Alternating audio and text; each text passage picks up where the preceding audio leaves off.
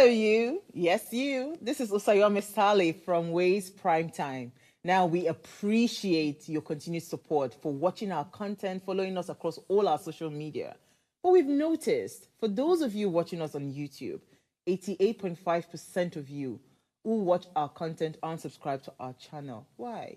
Now, if you are enjoying our content, you enjoy our shows, and you want to stay updated on all things Ways, it's time to hit that subscribe button below. Now, subscribing isn't just for you. It's for the growth of our channel. It helps us get bigger and better. With your support, we can continue to bring even more intriguing and exciting content. How about you subscribing right now and being a part of our community?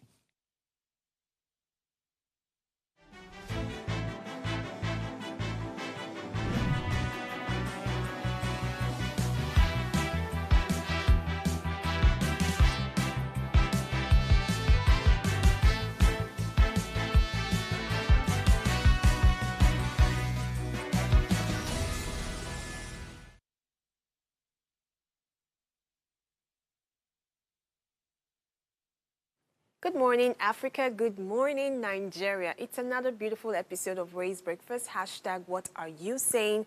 Where vibrant voices take over pressing conversation as it concerns us all. My name is Oluchi Omenka, and it's with great pleasure that I'll be serving as anchor for today.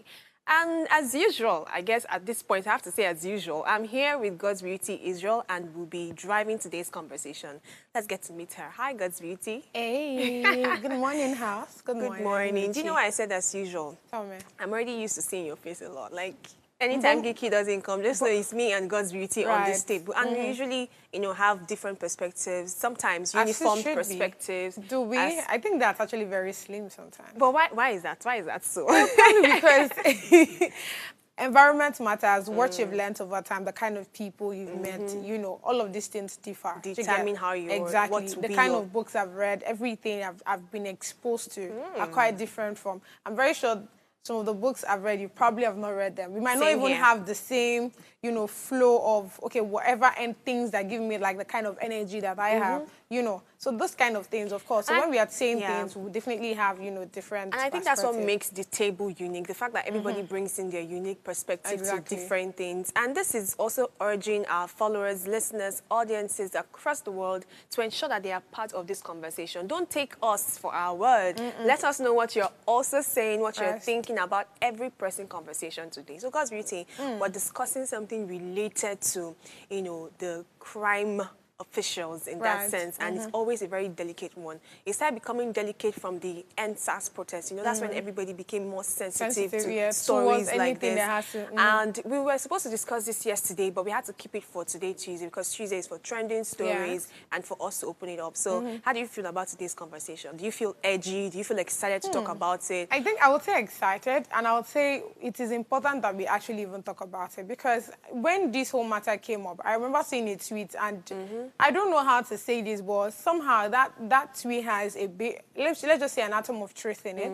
So this is how the tweet is. The person said, when it comes to this all, arresting people for financial crimes in that sense, you see that I think it's even Adeola that said that. Okay. You will see that, the rich men and the politicians are somehow not caught. Till today, we don't know what's going on with Yaya Bello. So yeah, do you get what I'm saying?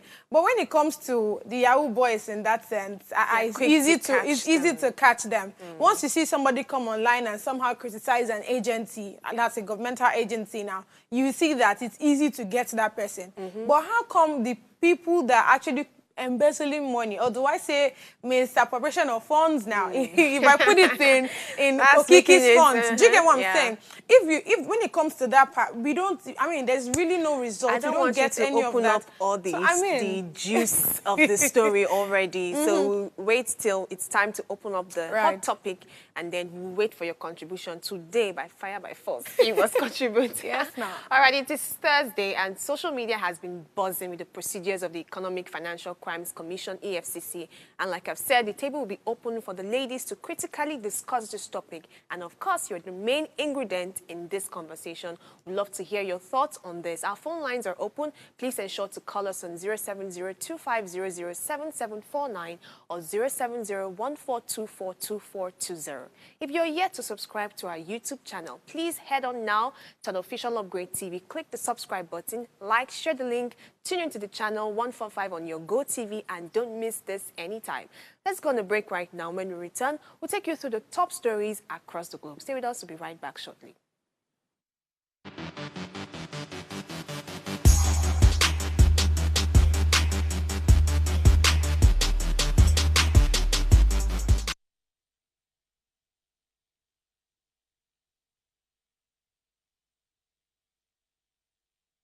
Tell us you're a Nigerian without saying a word. Energy security is one of the most pressing issues for many developing countries like Nigeria. And if there's going to be any meaningful progress, addressing our energy issues is non-negotiable. I need to see light for my house. Make them do something. Band A is expensive. I literally have to turn off all my appliances just to reduce costs. We need light. Introducing the Energy Outlook, your go-to show for everything energy. Every week, we'll bring you the latest insights, innovation, and in-depth analysis of Nigeria's energy sector. From policy discussions to regulatory insights, we'll analyze the key decisions influencing growth and sustainability in the energy sector. We'll bring you the human stories behind the headlines, giving you a personal perspective on the broader energy challenges. Join me every Friday at 6 p.m. for the Energy Outlook, your guide to the future of energy, where energy means business.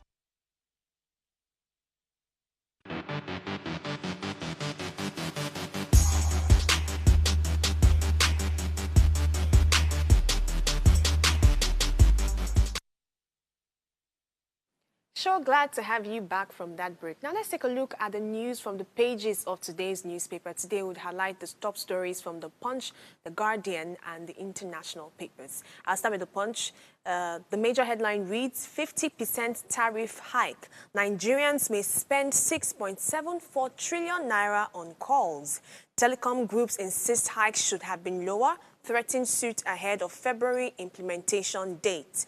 Trump returns as 47th U.S. president, rejects transgender and illegal immigration. Sanwo-Olu pledges to work with new Lagos speaker. 6 killed, 3 injured in Ogun multiple crashes. Court adjourns Dangote Refinery's 100 billion naira suit against marketers. And above the major headline, we see farmer header crisis. More northern state adopts Ruga to curb clashes. And the last story says, Niger explosion death toll hits 98. Very sad way to end the newspaper review. But the one that really caught my attention has to be the one that affects me very directly. And that's the fact that there's going to be a 50% tariff hike, for every user of, all the networks that we have. This is not even, it's not sounding funny to me. You know why? Because we've been so used to the normal plans, the normal data plans, normal call plans and all. And we're going to see a 50% increase. Let me even read the full story so you understand what it means. The Nigerian Communication Commission approved a 50% increase in call tariffs on Monday, which may raise the average cost of calls to 16 naira per minute. So if you're the type that is to load 100 naira, how many minutes can you get now? And based on the 2023 National Telephone Traffic data, this hike could generate over 6.74 trillion naira in revenue for telecom operators in 2025 if call volumes remain stable. Hence, Nigerians may pay this amount to the firm. However, this projection excludes the impact of free and discounted call promotions, which may alter actual revenue figures. But, if you look at this news very critically, that's one thing with news in Nigeria. And when policies like this come up, it benefits some people, and some people have to suffer for it for the meantime until everybody now comes to that equilibrium. But I think that when this starts,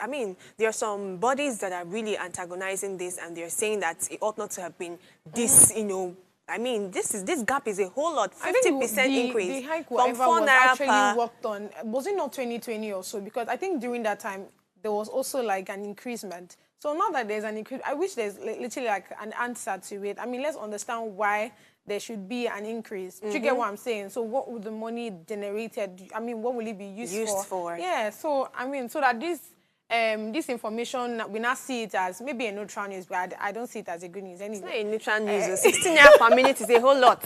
How will I talk it's a bad news. I mean, this Valentine period that people are having mission to, you know, call people. Maybe you just be, they call me back, I'm flashing you or something. Let's see what the international news have before I come back. All right, so straight into the Guardian newspaper. Top left box, we have there, it's possible to twin nightmares can end. So that headline is just highlighting the potential progress towards peace in the Israel-Palestinian conflict and relief efforts in Gaza. So I just like that. This is sounding more like a good news. And I hope that whatever conversation that they are having or this truce, you know, remains. Do you get what I'm saying? Because like I said earlier, this damage has actually caused a whole lot of harm. Properties have been destroyed, lives have been lost, you know. So now that they are coming in to have like a truce or something, I just hope that, you know, it lasts. Then the next one, that's the main central headline. We have the hostages out a truce holds. So it says here that Hamas frees 3 Israeli women in a prisoner swap as aid trucks deliver supplies to Gaza during a fragile truce. So it's just speaking on it again. The fact that Hamas now is taking their own part in this whole solution thing. And sorry, I mean, the fact that they have released 3 Israeli women, that's like a plus. So I just hope that it continues like this. Maybe we'll know here now next week or tomorrow that the whole fight has started again, the war has started again. So I just hope that this foot that they are putting on, they just continue on that. Then underneath it, that's the sub-headlines. We have the 3 Israeli women freed by Hamas under prisoner swap deal. Then we have underneath as well, hundreds of trucks queued to deliver aid supply to Gaza. Honestly, that sounds like a good news. Bottom left corner, which is like the last headline on the newspaper, we have the Trump to be sworn in on the same spot as the Capitol riot. I would say finally, because, I mean, before the whole presidency thing, before the fact that Trump was announced the winner, there was always, America is in fire, America is in this, America needs help, America needs that. I know you will not support me because you're a Toffean, but this is me saying, just go ahead. This is me saying that, you know, I mean, last he has been sworn in as the 47th president of the United States. I just hope that his presence... Against all odds. Against all odds. I just hope that his presence now would actually help America, given that he's always saying that America is not in the place it's supposed to be. So now that you are there, I'm hoping that, you know, the American in that sense on is him in... now of to course, see how the next 4 years would be like... And with a nation like the United States of America, whatever happens there just has this indirect impact on other nations underneath it because of, you know, the power that they wield and everything. Yeah. Very interesting. I have more stories here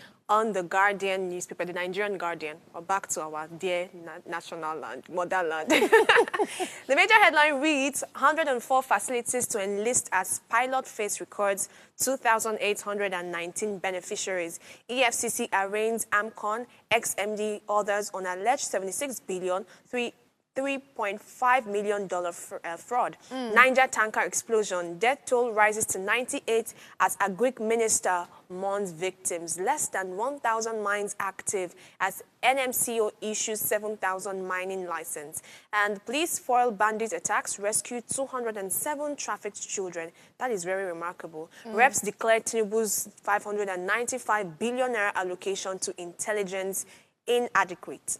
And the last story, not the last story, but just another one here. Anxiety as Trump returns to power, recognizes only 2 genders. I'm unsure of unemployment statistics in Nigeria, says Labour Minister. Nigerians to pay 50% more for calls, data, and SMS. Healthy economy without impact on average Nigerians worries senator. So because we're still on the Trump, you know, story and everything, I did watch the interview where, you know, he came up. I mean, I think I just watched this morning while I was coming to work on one of this news platform. And, you know, how Trump would speak and everything. Firstly, I saw when he introduced his son, he was just happy to be on that seat. And you could feel his vibe. I think Trump has this different vibe that is not the one that you expect from somebody that elderly. He just knows how to vibe with people, right? So he now said here that I mean, firstly, he's saying that anxiety returns. And I'm wondering, why would they use that as a word, right? catchy line for us to see? It's almost like they're painting him as somebody who comes with a lot of trouble. Who comes to shake tables and all. But I see that they are actually not wrong, because you are coming up to the... America, you know what America is, and you know how the whole transgender thing is thriving there. And one of your first statements is to say that there are only two genders, male and female. Now, you can imagine people of the LGBTQ community that are right there, even people that are in power, in office, because it's not just normal civilians. True. There are people that are backing them up, and it's almost like something that has been signed into bill or something. It's like very recognized there, and your new president is coming to tell you there are only two. Almost like, if I catch you doing any Bobrisky thing, you are gonna... Why are you calling names? I'm not, is that not what he identifies as? Okay, I'm not supposed to mention, so they don't come for me. But I mean, it shows that there's a lot of anxiety, a lot of expectation, and I'm sure it's going to come with a lot of criticism as well, and maybe some good deeds. I mean, there's just a mixed, there's this mixed emotions. There will be mixed good deeds, maybe some bad deeds, because it's Trump. I mean, what do you expect? All right, enough of the Trump. We're done with the stories from today's newspaper. It's been quite exciting. We'll take a short break. When we return, we're going straight into the hot topic for today. Remember, you can be part of this conversation by sending a text, sending a message to our YouTube platform, or calling us directly. We'd love to hear your beautiful voice. Let's take this short break. We'll be right back shortly.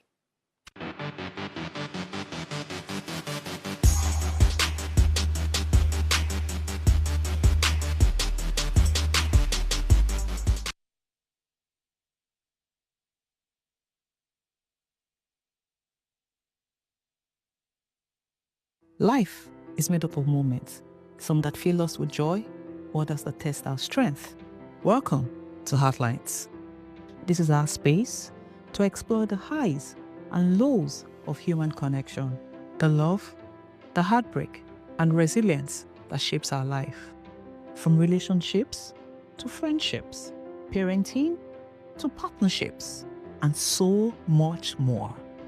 Every week, we share stories and conversations that define us, navigating love, separations, the struggles of parenting, dealing with anxiety and managing the pressures and stress of life. Real conversations that bring us closer, helping us heal, grow, and connect. So join me Mondays through Fridays at 10 p.m. for Heartlines, the show where we'll connect hearts, have real conversations with real people, one story at a time.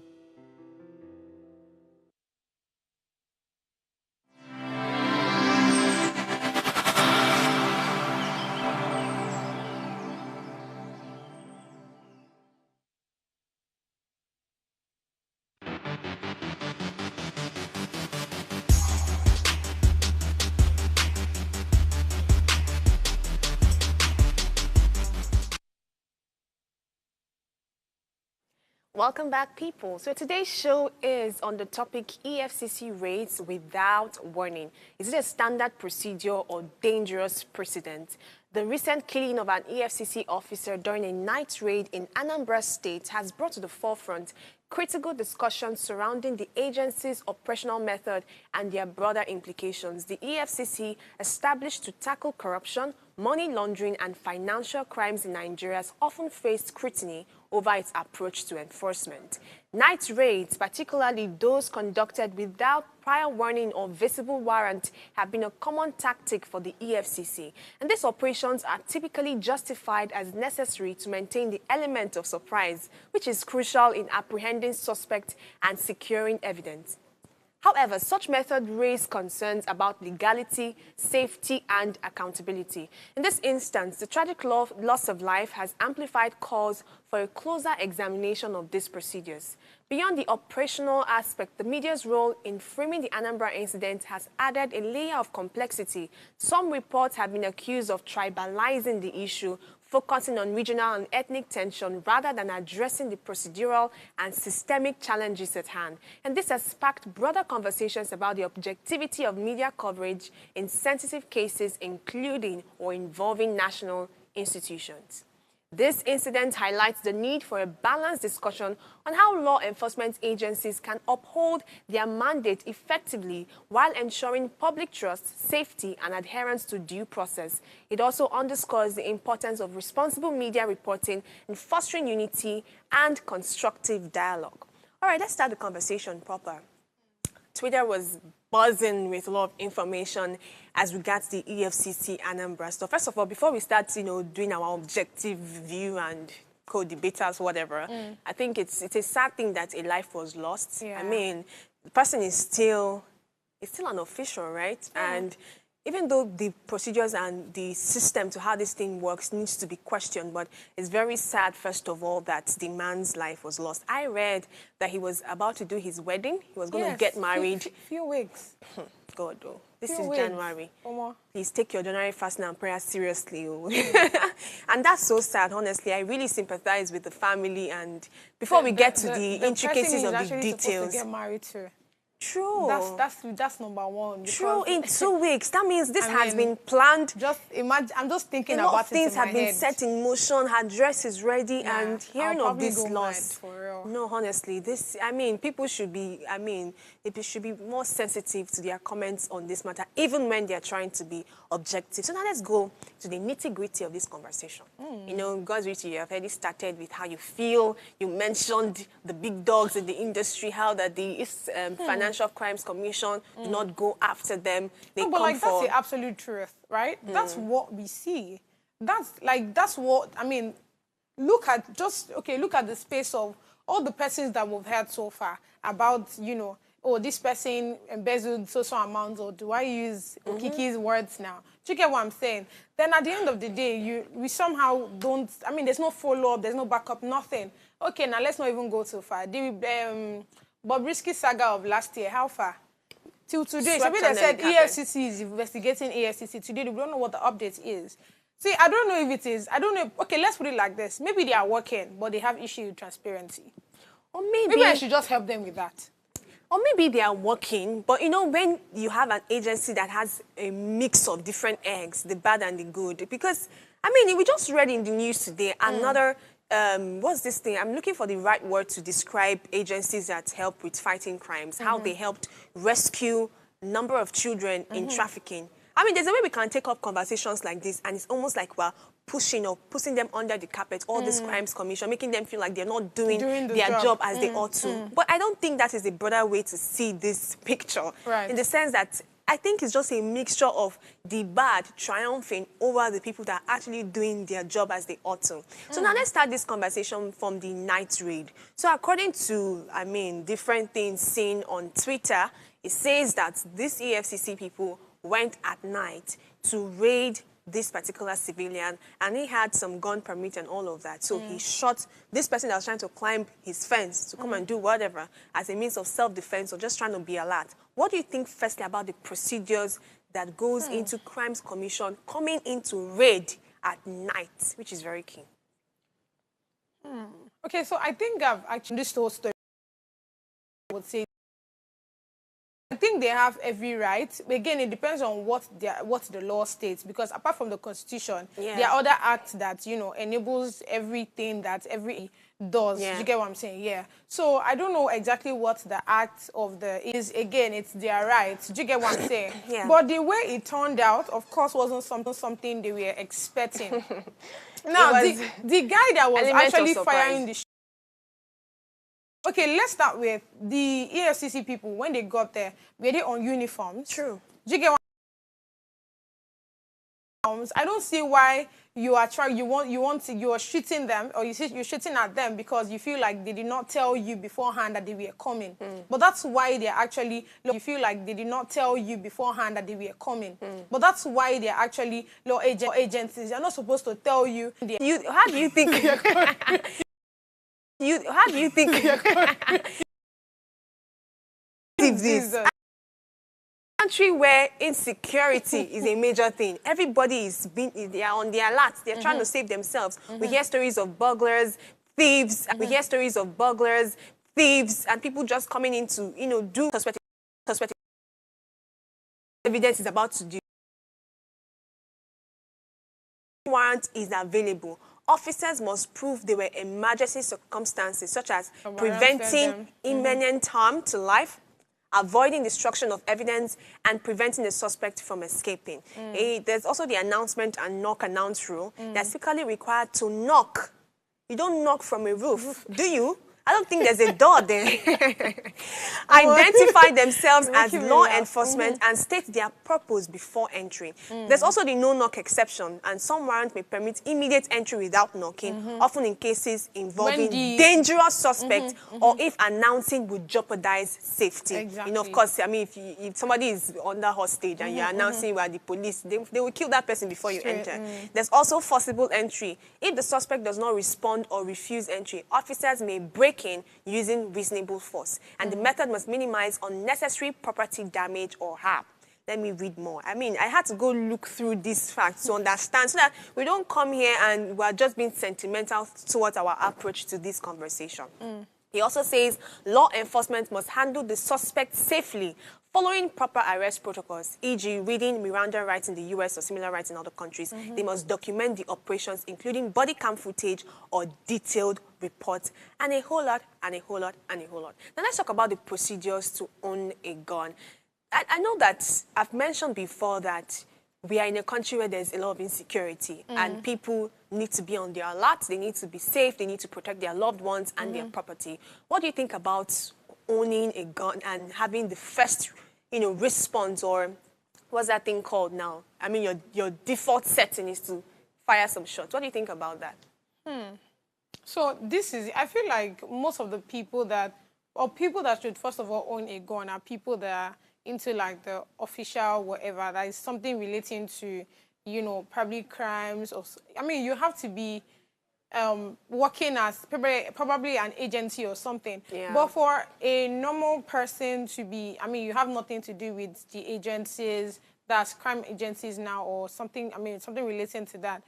Honestly speaking, I don't see why you're holding a gun. So do you think that even people that are on the limelight, they're on the spotlight regularly? I mean, people like celebrities, maybe some of these people have even been bullied. So if you are a celebrity in that sense, I mean, that's why we have bouncers around and all of that. Also ensure that the kind of home you're staying in is like the way you construct your house is in a house where, I mean, nobody can actually come in without your permission. If you're able to do that, then you are safe. You actually don't even need a gun for it. Do you get what I'm saying? Because the truth is, most of the people that you see with guns, at the end of the day, in any smart bedroom, you see them carrying gun up and down. Do you get what I'm saying? So, I mean, that's how I actually see things, though. Even though people would, I mean, of course, people beg to differ that, no, once you're probably in the limelight or you are doing a certain kind of job, it just makes sense that you have guns with you.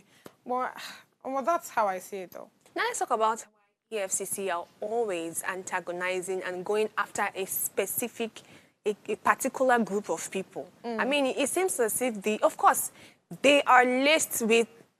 Oh, we have a caller on the show. All right. Good morning. Good morning. All right, let's continue. The caller will call back. Please ensure to call us. You can always still try calling or send us a message on our YouTube platform. Let's talk about, the specific targets that the EFCCs are always going after. We know that it's under their jurisdiction to ensure that there's safety, to ensure that, I mean, fraudulent activities do not become the order of the day. What do you think about solely concentrating on this all the time? And why is there so much focus on people who look...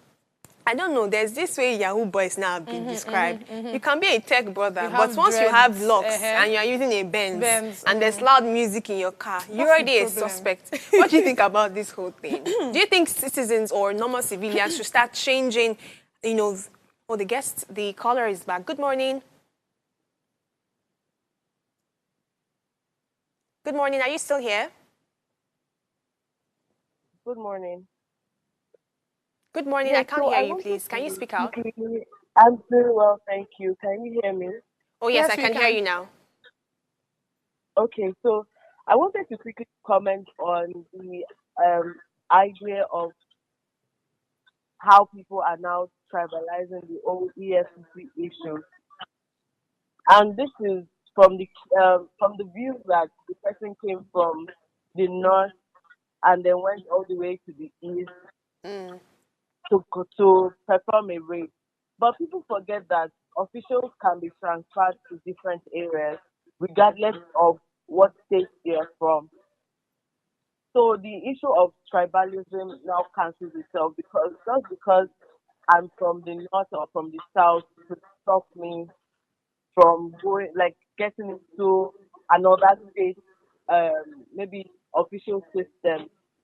Then secondly, EFCC has to do better.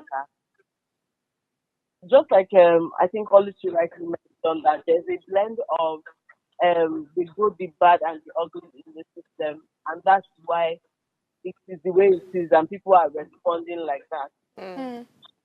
Most of the time, when they perform raids that I've seen on Twitter, they are slapping. So it counters the idea that they said that the suspect should be protected carefully.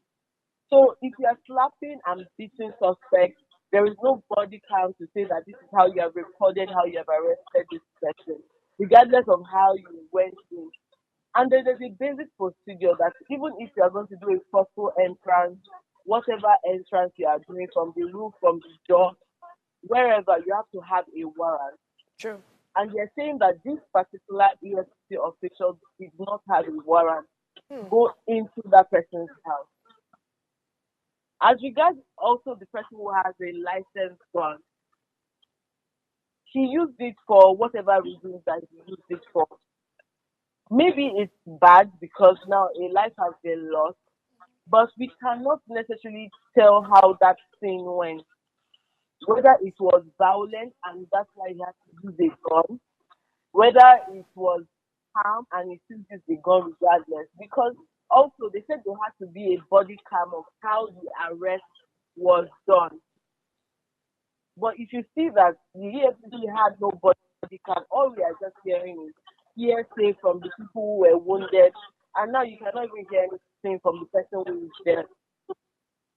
So it's a how would I call it? It's more of a whatever the man says versus whatever the EFCC officials who are wounded say. But we've also had the history of EFCC officials. So the Oga did not even send any of them. So they have started illegal rape, most common. And that's why I would assume that maybe that's why that person used his gun, looking that they flew through the fence, as they said, to get him. So there's a lot of sides to the story. To the story, yeah. Where you will not be able to put together what exactly went wrong there. But what we know is that this person tried to arrest the suspect. Now, so far, they have not even said one thing about the suspect. All they said is that he had a laptop and he's a doctor. Yeah. So does a laptop necessarily warrant the fact that you are a Yahoo person or you're a fraudster or you're a this? There's still no report released by the EFCC saying that this was the reason why we went to raid this particular person. Because obviously they said there has to be research, there has to be identification before raiding, right? So there has not been any official press release saying that this was the reason why we picked this particular person, this particular house to go and raid. So it still boils down to everybody saying that this was an illegal raid and the guy who shot at them is justified. All right, thank you very much. So at the end of the day, you really need to look at it on that thing. Thank you very much. Thank you so much for your comments. Very insightful one. She did open up something that I was going to discuss later towards the end. That's the whole tribalism context that came with it. But her last comment mentioned, and that's what we were saying before she called, how that, why do you think he's a suspect? Because he's owning a laptop. And it's something to really talk about. I mean, if we check, there was this time that one of me and my friends were looking through our status, and then we saw someone that was dressed in a particular way. This one was a lady. She had this very funny looking frontal.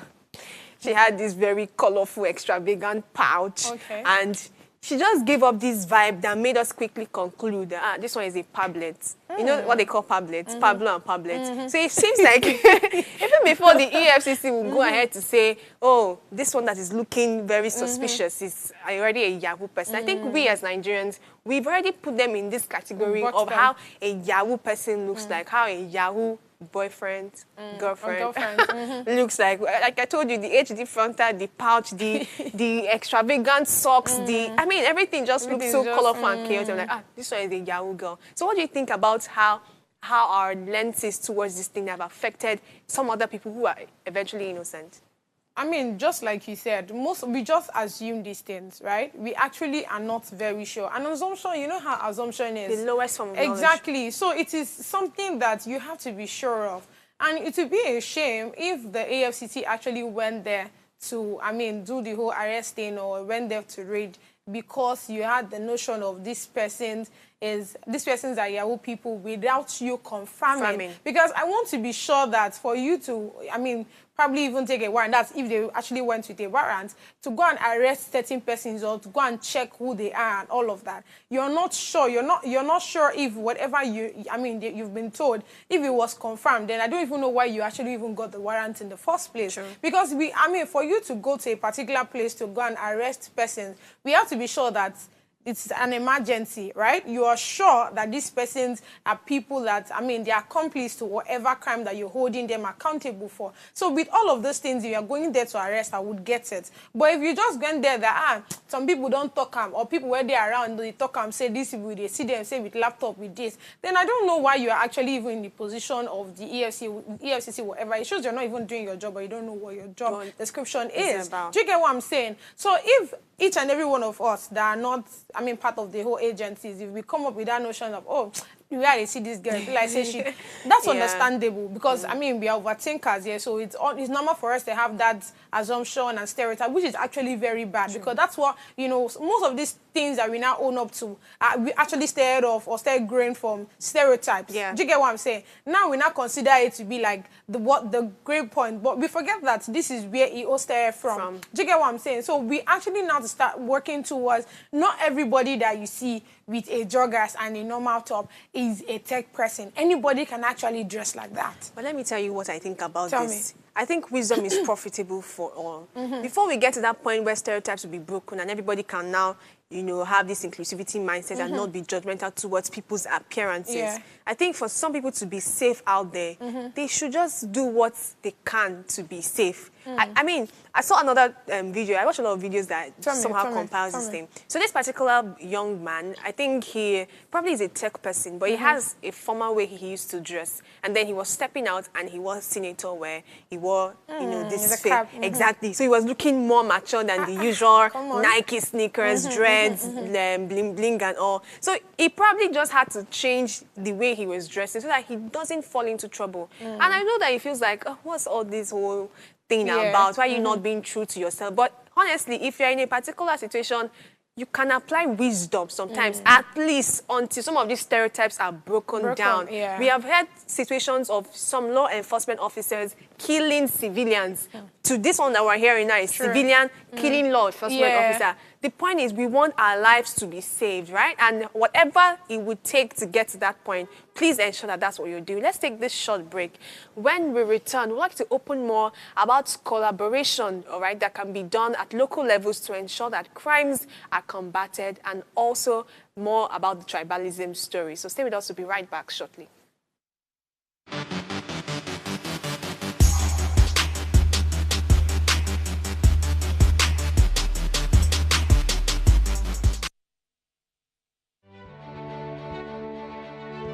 Nigeria, by extension Africa, battles a growing youthful population, and with little or no meaningful engagement, lives a ticking time bomb on our hands.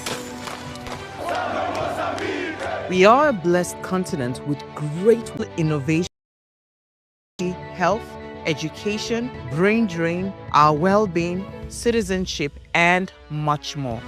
Our goal is to continuously drive these conversations, keep them burning at the table to effect a positive change, both for our nation and continent. Ways, what are you saying, has a secret ingredient that completes the conversation every single episode, and that ingredient is you. Our past conversations shaped our yesterday. To shape our tomorrow, we must keep talking. So, I want to hear you. Be a part of our live conversations Mondays through Fridays. And let's all have our say. Let's all have our say.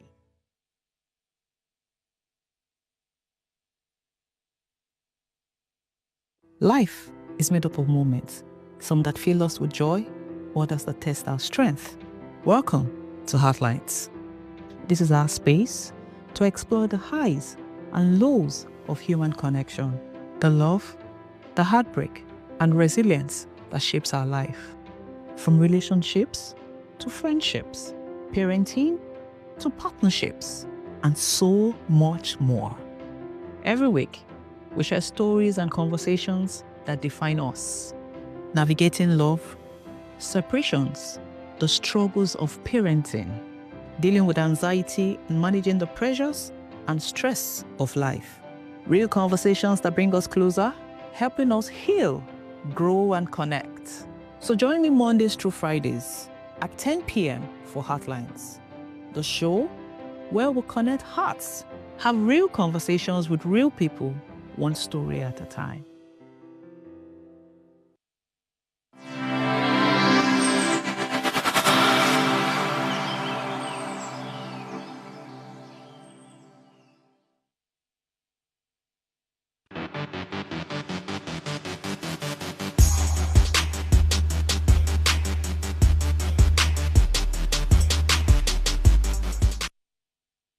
Welcome back, people. Thank you for staying with us. Today is Tuesday, and you know by now we talk about trending social issues making waves in our country and community today. And very major one is the EFCC saga with a civilian that has sparked a lot of reaction. Let me read some things I found on the pages of the X, Twitter, former, you know that place is a very violent place, honestly. That's why you hear juicy stories like this and comments that are very audacious. I'm not sure they are humans. I mean, ruthless people. And I'm not very active there. I mean, I might try to get back there, but I like my sanity. It's not working. But for you guys, I'll read some of the stories I found. Solomon Buchi, we all know him. He says, a Nigerian man shot an EFCC officer that raided his home by 3 a.m. I'm very happy. If you come in the night, you are a thief that should die by God, says Buchi. And I was telling you that the context to this is the trauma that he has also witnessed with, crimes officials going after his brother. And it was a very traumatic thing for him. Not until something happened to you will you get to understand why other people are complaining about the shoes they are wearing.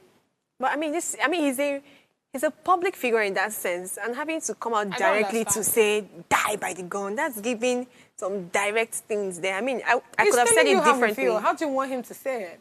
Well, I'm a politician in Baby, that sense. it doesn't happen to you, has it? Exactly. So until it happens to you, you cannot tell another person how to act. What do you mean until it happened to me? No, what are you saying? Be very careful over there. All right, let me read more. I found Pharaoh said, I've never heard of any EFCC sting operation at the early hours of the morning happening in the north. I'm just saying. SARS don't do stop and search in the north too. That tells you all you need to know. This is true. And, that's where the whole tribalism thing came from. Another one said, that's to give in the full details of the story. Then the last one says, allegedly, the shooter has a license for his pump action gun, which could mean he may win the case and walk free. Because apparently, the EFCC are actually taking this to court. And because, I mean, an official was lost and they want to really drag this to court. So it's looking like, I'm wondering how it will turn out. I really hope we get to the end of this story. Will he eventually win the case or lose it, owing to the fact that he has a license for the pump action and the gun? Let's see how it goes. I mean, it's one thing for you to have a license to something. That is a life was lost. Exactly. Which one is because he has a license was lost? I mean, his lawyers could come up and say self-defense or any of these things. You know how these lawyers work, and he might walk. Scot-free. It's also reported that the EFCC officer who was shot dead was scheduled to marry in the next 2 weeks. Such a tragic loss, and may his soul rest in peace. And that is one major detail in this story that really hurts me. And I'm really hoping that the family of this particular man gets the peace and calm that they deserve. Yeah. Now let's go back to the tribalism story. Why do you think that? See how my voice went down? Because it's tribalism. Why do you think that any story that comes up, Nigerians always find a way to put in tribe into it? Because we are yet to take care of the whole tribalistic thing. Each and every one of us still has, we have yet to, see past the whole tribalism thing. Do you get what I'm saying? So until we are able to do that, are we now going to talk about a certain issue or take care of a certain problem without we saying, oh, now because say this guy na Yoruba, now make a day like this? Until we are able to do that. But in as far as for anything that is talked about in this country, if we talk about Peter Obi now, they will say majority of the people that are following him are Igbo people. Yeah. Or probably Delta Igbos because they are somehow in relations. I don't know if you get what I'm saying. If we talk about a certain person, but say, is it not the Yoruba same people, us? Is it not the same Igbo people that are feeling like they are being tribalistic towards us, that will say we are the ones that have not been in power for too long? It's only the Yorubas and the outsiders. That is what I am saying. We are all going in circles. See, we have the Yoruba people and the outsiders rule the country for a long time. Now, what do you think an Igbo, when we not see another Yoruba person trying to, also go for like the presidency seat and all of that, that's why you not see an Igbo person say, they know they think about us. Yeah. They know they think about us. Is that the only tribe that we have in the country? What do you say? Isn't it invalid to...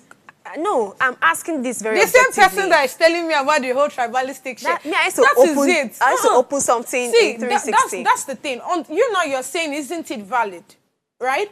Isn't it valid when a particular tribe is probably not giving due attention as they want to, and they are fighting This thing for you're it? saying now is out of the whole tribalistic thing. That's just you saying the same thing that you're actually asking So me. we need to rule. Until we are able to see that we are brothers and sisters. So no matter who rule us, okay. no matter who rule us, until we are able to see past that. But when you now start opening your mouth to say that, isn't it valid? I'm sorry. Using my turn, okay. Isn't it valid? Or once an Igbo person is not on set, why is a Yoruba person ruling us? Until when you start asking all of those questions, we are yet to even start the change. But once each and every one of us, like I was telling you, before we came on air, I actually don't see, and that's why I have an issue with. When we are saying for the first time, the next thing you're saying is, "Oh, where are you from? Are you my brother?" Ibu one name. I don't understand. Do you understand? Yeah. I feel like, we should be focusing on more, more important things than having to dwell on, oh, are you Yoruba? Or are you Igbo? Oh, it's only the Igbo people that have ruled. Oh, it's only the Yoruba people that have ruled. Oh, what can we do for Igbo people to rule? Yeah. Do you get what I'm saying? But the fact that we are still asking all of those questions, we will not move past anything. So back on this whole EFCC thing, the reason why there is back and forth about the whole tribalism thing is because each and every one of us is still having that tribalistic mentality. Oh, one way a certain person go and, just like the last stuff you read, that has never happened in the North before. True. But now that this is the first time, what kind of insinuation is that? So the EFCC should not do their job in court now. They should not do their job because they're from a certain tribe and because something like that has never happened. People should wake up now. There's even a broader way to look at it. The caller mentioned that you are saying that it's a northern man that came all the way from his place to Anambra to shoot, to do his work. I think firstly, like she rightly mentioned, which made me realize that he could have been transferred. So it's definitely not a tribal thing. You've mentioned some really profound things, which I agree with. I know that when it comes to tribe racism, there are major things that are stumbling block to our growth and progress as a nation and even individuals. It's so sad that it's already infiltrating some workplaces. It's infiltrating families. It's infiltrating schools and environment. And there's no collaboration that can happen as such. Look at a major story of crime, a major story of loss of life. And the narratives that people can paint to it is tribalism. I know the way tribalism is that it gets people agitated. It pinches people a lot. So you already distracted people from the main cause, thing that is happening. This is not firstly a tribal thing. This is a crime scene. This is a crime scene. A life was lost. There's a lot of arguments and contentions about the procedures of the EFCC. And it's not the time for us to be focusing on what the Igbos are doing, what the Yorubas are doing. And so I agree with you on that point, and that tribalism and racism is a major factor. We have to start dealing with it very, very consciously. And what do you think the media is doing concerning this? We've been mentioning some fact check and all. Do you think we have gotten to that point where regulations are now put to ensure that anything that looks like it's instigating tribal wars and should be taken down quickly so it doesn't just grow. I know it's people's opinions and comments, but it's instigating more troubles by the day. Do you understand? So what do you think? What role do you think the media plays here? First off, I mean, like I would always say, the media is each and every one of us on X. So, but since the each and every one of us on X that's don't want to use the right, do you think some regulations can be done? When I see any tribe hint or link, it's taken down completely. Who will take it down? I mean, X. But that takes us back to the government. Until your government start probably working on the whole regulation thing on all social media platforms, right? Have conversations with each of these owners of the apps, right? Speak to them. Oh, when in our country, this is what that should be up. Anything around this should be. Do you get what I'm saying? I mean, look at China now. Just like the algorithm, you see all the things that they post are mainly on their projects, like their technology, everything. You don't get to see if something is going on probably bad or something. It's not in Nigeria where there's nothing that is filtered. Everything is on social media. I'm so sorry, but what came to my head? Our president fall down today is going to be on social media. Again, it has happened before. Both for the cruise part. Exactly. I mean, so anything on social media, I mean, do you get what I'm saying? So if you want to talk about this whole regulation thing, it has to start from the government. There have to be a conversation between them and the owners of this app. That's one. Another thing, or do I say, I mean, the next thing I would say is the fact that we citizens, right? Like I said, we are literally the ones on these social media platforms. So until each and every one of us start changing our mindset towards when it comes to citizen thing, just take don't give us that responsibility again, because it looks like some people are not listening as they ought to. But about wrapping up the show, but I want us to mention this very quickly. What lessons do you think that law enforcement agency can draw from this kind of incident that has happened, that has put their agency or whatever the work they're doing to seem like it's not productive?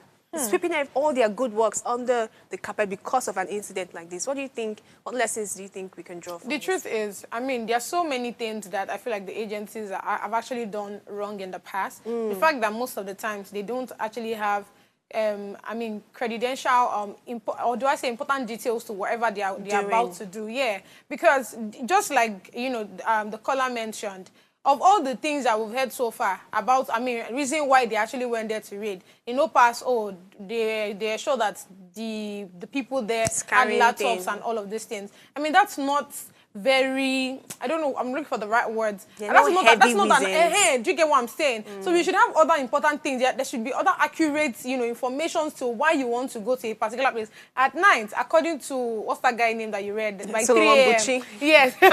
By 3 a.m. So you get what I'm saying? That's a scary time to go in this part of the world that we're in. Another thing is that we did not hear in this story, like I said before, was did they actually went there with their uniforms? True. Because that would not give it like a level of credibility that these people are actually like EFCC officials and all. But if you're going there on mufti, then I would actually think you're the normal regular citizen that's probably coming to come and steal from me.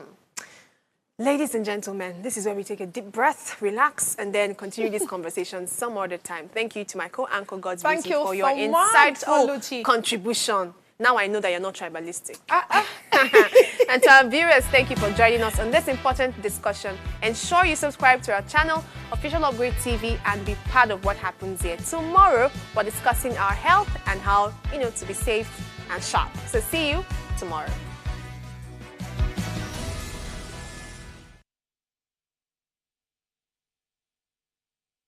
Hello, you. Yes, you. This is Usayome Sale from Ways Primetime. Now, we appreciate your continued support for watching our content, following us across all our social media. But we've noticed, for those of you watching us on YouTube, 88.5% of you who watch our content aren't subscribed to our channel. Why? Now, if you are enjoying our content, you enjoy our shows, and you want to stay updated on all things Ways, it's time to hit that subscribe button below. Now, subscribing isn't just for you. It's for the growth of our channel. It helps us get bigger and better. With your support, we can continue to bring even more intriguing and exciting content. How about you subscribing right now and being a part of our community?